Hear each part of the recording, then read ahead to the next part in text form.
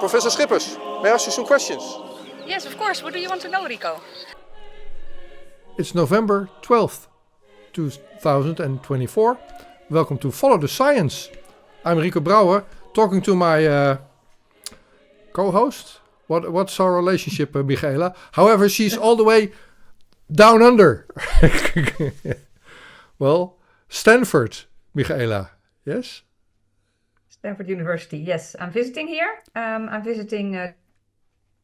Basically, I have a sabbatical. So then people think, oh, that's nice. You are free. And then, that's what I thought when I had a sabbatical. But then it turned out that it's really hard work. The only thing I'm not doing is teaching at the moment.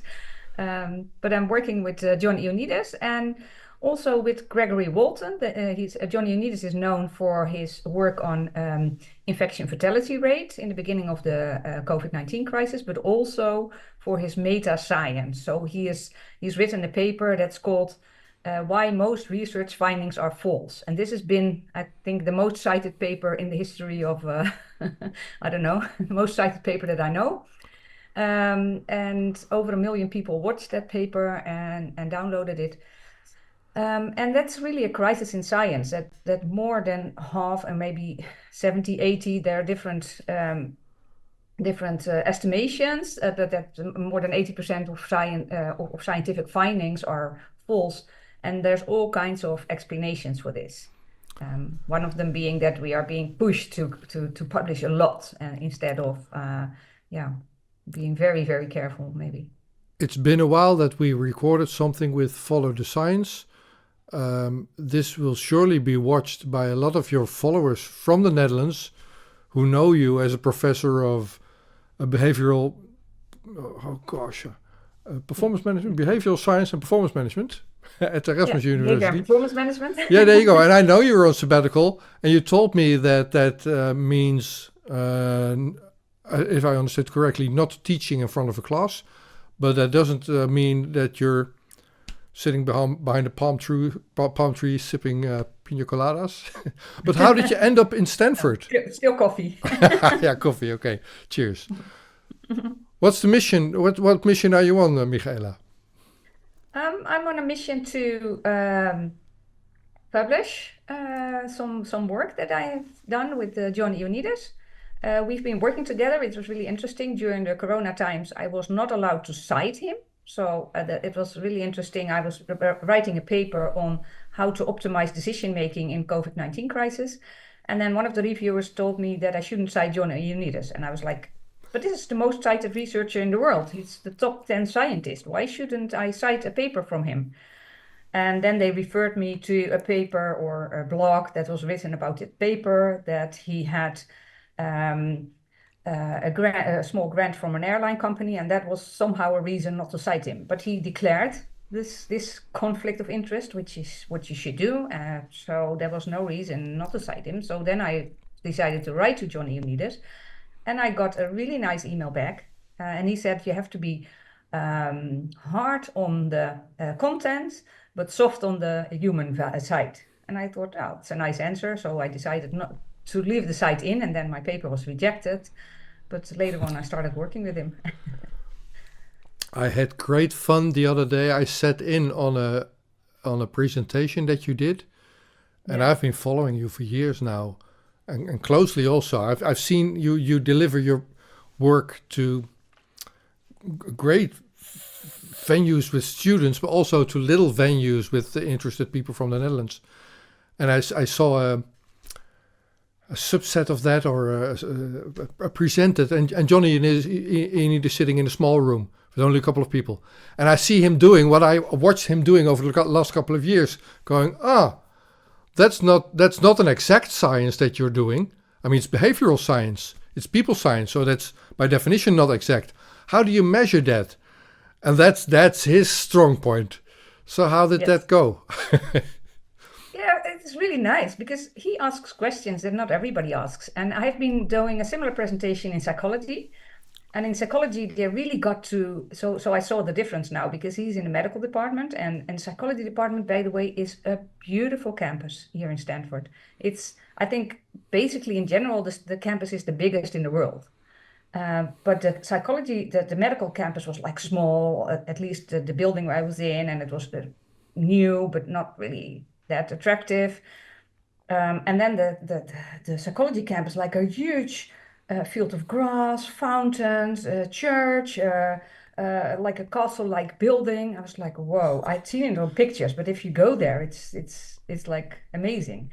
And then I was giving first a talk for the psychology department, and they get into the nitty-gritty of would the intervention still work if you take out half of the intervention, like the life crafting intervention that I developed and I talked about before. So how can you optimize people's well-being and performance, and by letting them write about their ideal life and about the life that they will get if they don't change anything, and about their goals.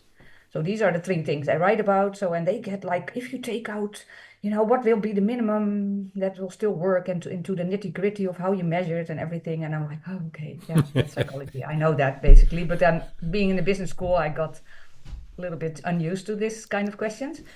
Then I went, and then John Ioannidis came like, yeah, but that's not proof that it really works, because it's, there's so many confounding variables and blah, blah, blah. Sure, because it's life, and I compared it with 3 cohorts before. And we did some randomized controlled trials. So the next presentation I'm going to give, I'm going to also present those, because in the medical department, I know that one randomized controlled trial where you really try to, randomize people to give them a pill and give them a placebo. And we had similar studies actually give them a placebo intervention. Giving them, we did that for really, and so that's something but that's not the work I did myself, and that's what my PhD students did, what my postdoc did, together with me, of course, but I always usually present what I did myself. So next time I'm gonna add that in. But he asks great questions. When I write a paper with him, I'm sometimes feel like I'm a PhD student again, because he has such a great mind in a sense and asks such good questions. Yeah, but you're a senior in your own right. So how is this different than from collaborating with people here in Europe or in the Netherlands? Oh, it's definitely also the positivity. Positivity, yeah? Yes, they are they're basically very constructive in their feedback and how they deal with things. Yeah, I don't want to be too negative about the Netherlands, but no, you're sounding quite positive. But I hear what you're saying. Carry on. Yeah, if you're in the Netherlands, it's more like, oh yeah, it's not so great what you're doing. But they in the States, they really value what you're doing, and they want to help you and want to give constructive feedback. It's really a difference. And I also talked about the difference in scientific culture even. Because I had a dinner with Gregory Walton, who is a bit less well known, but he is a great author of the Science of Wise Interventions. It's a book. It's about, and he just also wrote a new book. It's not magic, I think the new book he wrote is called, and it's like how very small interventions can have huge effects. For instance, he developed an intervention that is writing to a mentor. People that come from a juvenile system and get back into school again. Of course, there's hardly any research on that because there's very young people offending sometimes in the States, and there's a lot of the judicial systems is really harsh sometimes. And then if they get back, they are allowed to write to a mentor of their choice. And they write a letter why they want this person to mentor them and what their goals are and what they want to do in the upcoming time. And that's such great research that even, the mentor that gets the letter is brought to tears sometimes. And such small interventions can have huge effects on people's life. Are you coming back at all? I mean, you're sounding... I have to. My flight is next Saturday. Next Saturday, okay. So yeah. What's the product? You're writing, obviously. So are you publishing? What's the out? You have set goals. I have to talk your language. Right. So you have set goals for yourself. What are the outcomes of this visit to Stanford? Actually, yesterday we sent in a paper. John Ioannidis, we were writing that's not a policy paper, but an opinion letter to JAMA, which is a very high-ranked journal. And it's about how editors and science journalists influence the science by writing into Nature, into up to 95% in very high-ranked journals is being written not by scientists, which is really interesting. I didn't even know it was that big. I always found it really strange that opinion papers and science journalists and other people were not non-scientists were having a huge influence on the debate by writing about science, but not being scientists themselves. So we wrote an opinion article and just sent it in yesterday. Well, I must say John did most of the work. He already had a paper about this topic. Yeah, okay. So I've been talking to you. You were only like you were. In my observation, you must have been jet lagged. You were only there. He said, "I got a huge load of work already." That was like day 1 or 2 that you were there. So you turned that around and you got John to write this thing.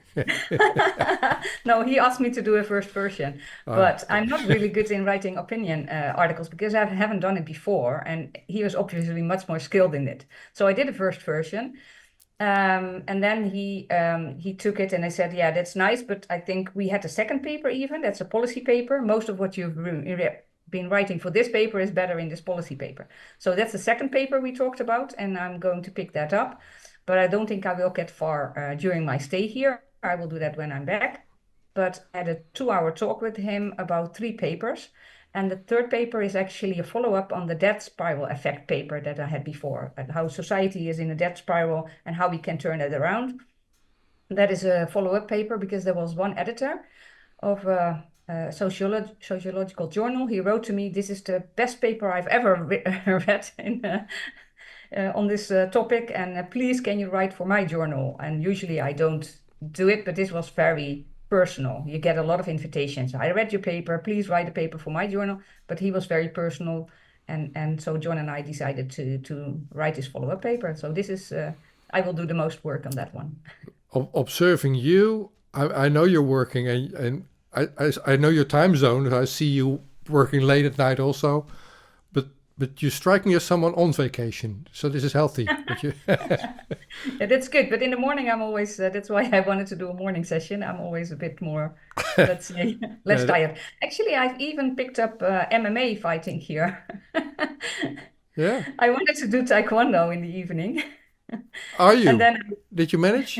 No? yeah, I came across a school that's really close by because I didn't rent a car because I'm trying to cut out all the things that drain my energy, and driving drains my energy. So I haven't been driving, and then within a mile there is a school, an mixed martial arts school, and I wanted to do Taekwondo, but that's more a kids school. So I found some very interesting guys who have like a lot of things with a lot of prizes, won a lot of prizes in within MMA fighting. They're very famous, apparently. But then I came and I said, yeah, hello. And he said, yeah, come in my school. And then they ask you a lot of money to do classes. But I paid for the first 2 classes. And then after the first class, I got an email, I got a message, please, you can train for free with my school. And that was kind of funny because apparently they really liked what I was doing. Don't cancel your flight back. You sound like you're having the time of your life. I just one question on the content of your work there, of the product of your work there. That would be the closing question maybe then for this talk. But we are going to talk further in a separate conversation on what you're experiencing there. So Taekwondo would fit in that conversation also. But you've been there for Halloween. And yes. I know you're there with your son, so I want updates on that one. And also, you've been there for the elections. Now, yes. Trump won, and you're in a Harris state. So I want to know your observations of those things as well. But reflecting on what you just said, you're working with John Ioannidis, and I don't know many scientists. I'm not, as you know, I'm no scientist. But he is, in my observation, maybe the most critical of scientists on science itself. Yes, That's his yes, core expertise, being critical on science. yes. Now, if it's not scientists writing opinion pieces, who is then? Who is writing opinion pieces? Yeah, It's yeah. Is it lobbyists? Is it Yeah, it could be lobbyists. So that is the thing. It's really interesting, but sometimes there's no name. There's just signed by the editorial team. So sometimes it's not even unclear. So John has come up with a lot of guidance on how to reverse this. So write together with scientists, at least sign it with in your name, that you know who it is, and declare conflicts of interest. Not only financial, but also advocacy, like advocating for zero COVID, which clearly isn't working out. You can't just keep on doing that, or at least in a political sense, yeah. Yeah, very interesting. Okay. Looking forward to your. There's not. It's too early for links. Yeah, the people can't read what you're producing right now. I can't put links on this talk yet, or can I? I don't know. I'm not If sure. there's stuff online It's not live, already. right? It's not live, right? No. This is not live. No. So when we publish, maybe there's going to be links. So check under this video if there's links of the papers that Michaéla is writing on. Okay. You're talking to the Netherlands. It's fall here. It's dark. It's cold. It's raining. You're in California.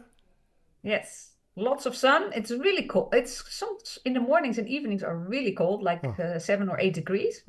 But in the evening, Celsius, of course. Yeah. But during the daytime, if you're not in a windy place, it's pretty windy also. But if I go to the balcony, it's like sun, a lot of sun. Excellent. Okay, great talk. Did you say everything that you wanted to say in this talk, Michaéla? Yes, I think so. Probably next time that we're going to talk content and science and stuff, it's only going to be a 30-40 kilometer drive to wherever you are and I am back in the Netherlands. Yes. But it sounds like... Have you been to Stanford before this? No, this is the first time. That's why I'm so pleasantly surprised. Mike also likes it a lot. He was like, we could live here. Yeah, he's by the pool. Okay. At the pool, yeah. Well, that's what I was going to close with. You might not have seen the last of Stanford. That's the impression you're giving me. Great to talk to you. See you in good health. Talk to you soon. Talk to you soon. Back in the Netherlands. Okay.